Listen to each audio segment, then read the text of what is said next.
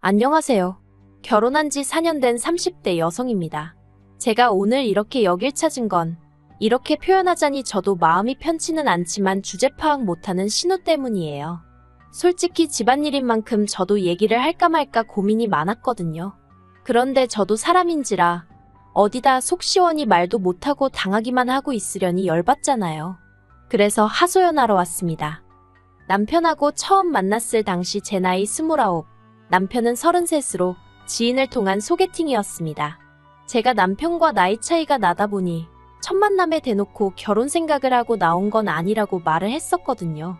나중에 남편이 말하기를 그때 솔직히 좀 황당했답니다. 나이 29이나 먹은 여자가 내숭을 떤다고 생각했다나요?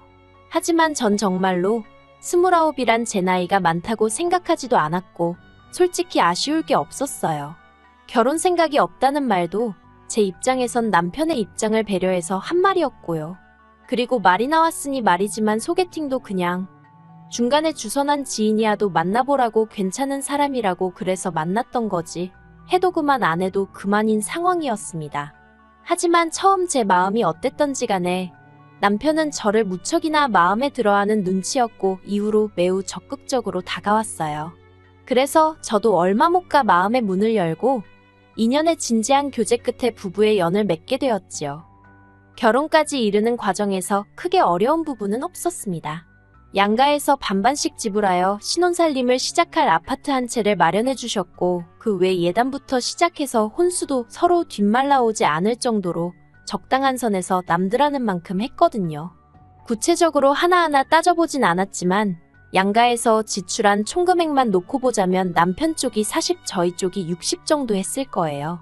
외동인 저와 달리 남편은 위로 시집안 간 누나가 있었는데 이로 인해 어머님 아버님이 돈 쓰는 데 있어서 나중에는 주저하시는 게 눈에 보였거든요.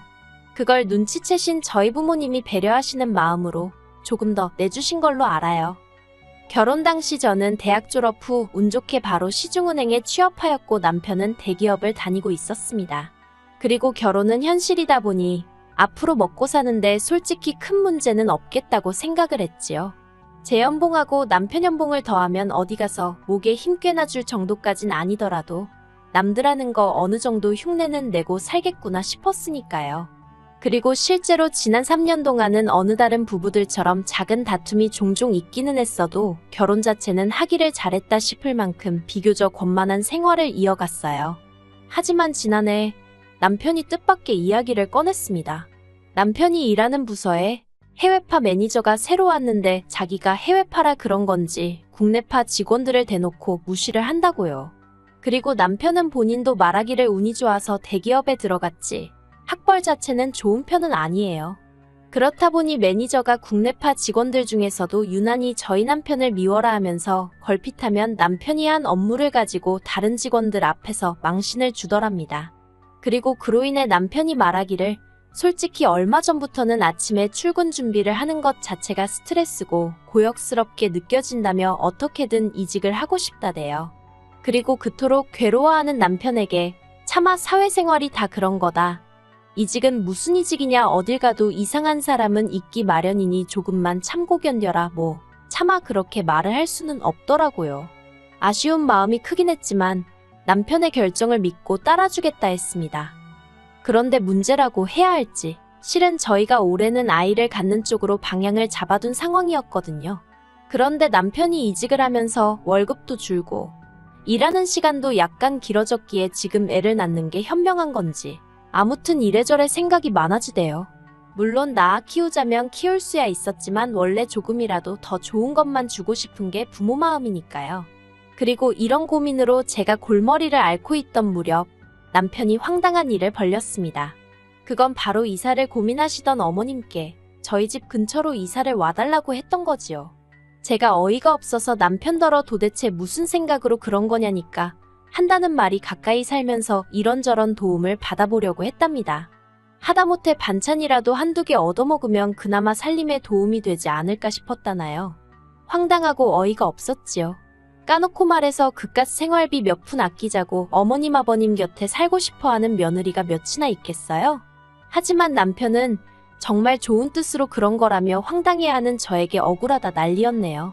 그리고 결국 어머님은 저희 집에서 걸어서 10분도 안 걸리는 곳으로 이사를 오셨습니다.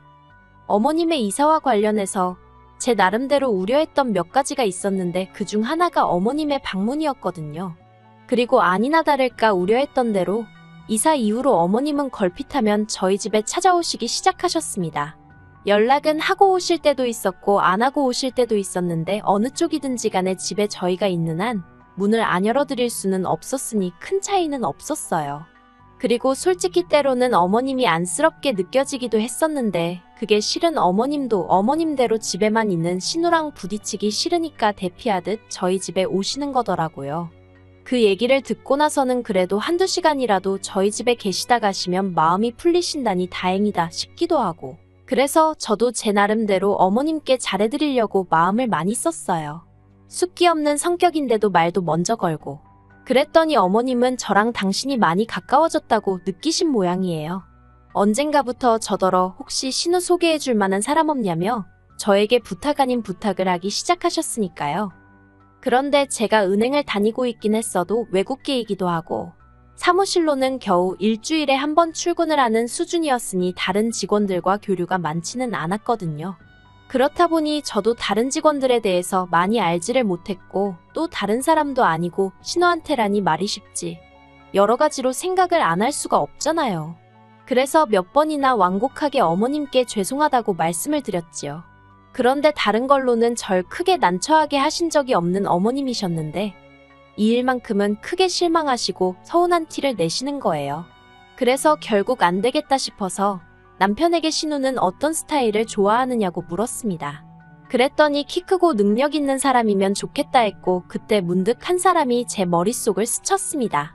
저희 팀의 새로운 분이었는데 키도 크고 싱글이라고 했었으니까요. 그래서 저는 어머님 기분도 풀어드리고 남편에게 고맙다는 소리도 좀 들어볼 생각으로 그 상사와 신우를 만나게 자리를 만들었어요. 참고로 신우에게 먼저 사진도 보여줬고 신우가 좋다고 해서 만든 자리였습니다.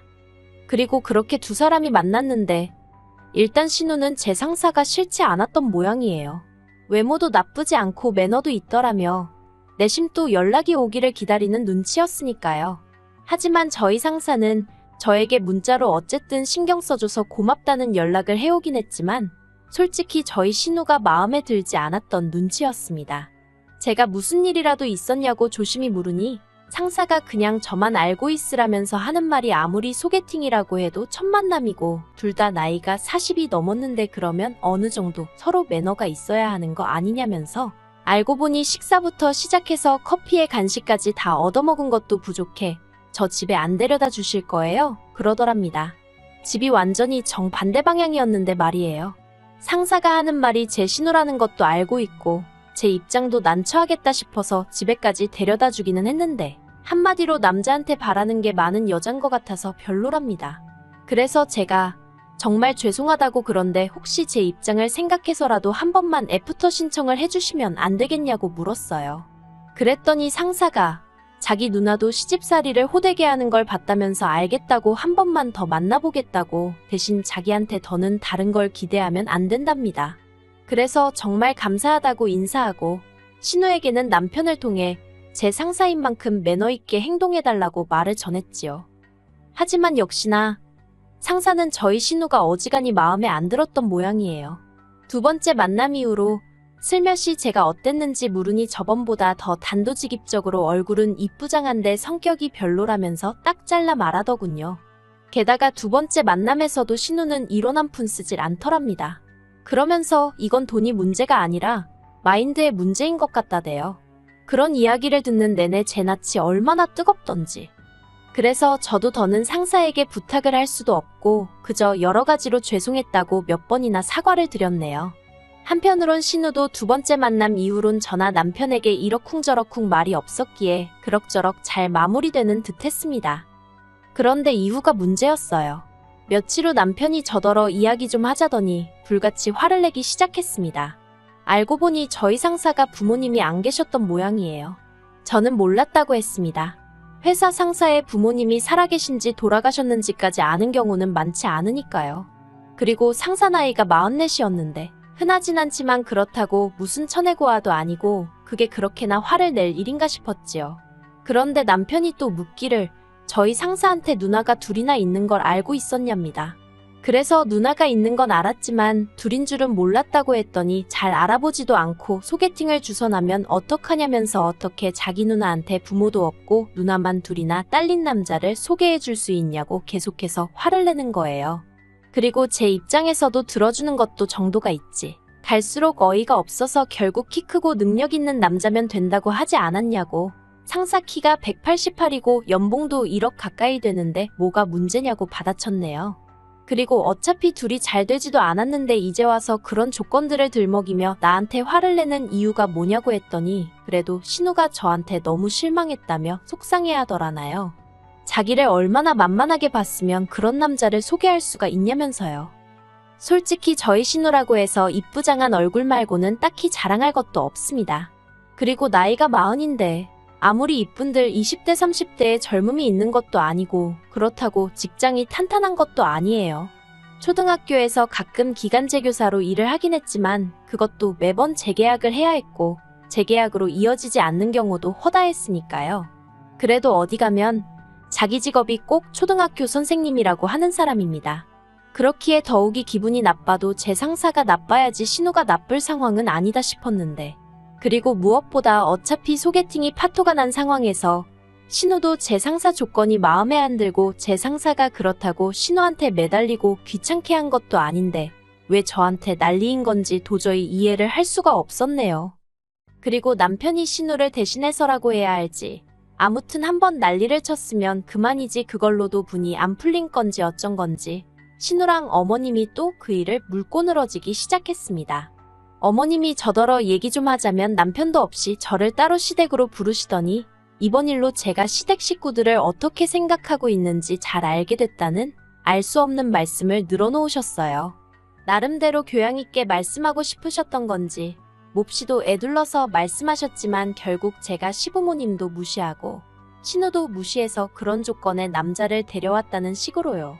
그리고 저도 남편한테 한번 당한 것도 억울한데 어머님까지 나서서 이미 파토난 소개팅을 가지고 저한테 가타부타 하시니 저는 듣고만 있기가 너무 억울했습니다. 그래서 저도 확인사살 시켜드리는 기분으로 하나하나 따지고 들기 시작했어요. 교양이고 뭐고 그런 게 무슨 소용인가 싶어서 신우 조건으로 솔직히 초혼자리 찾기가 얼마나 어려운지 아시냐는 소리까지 했지요.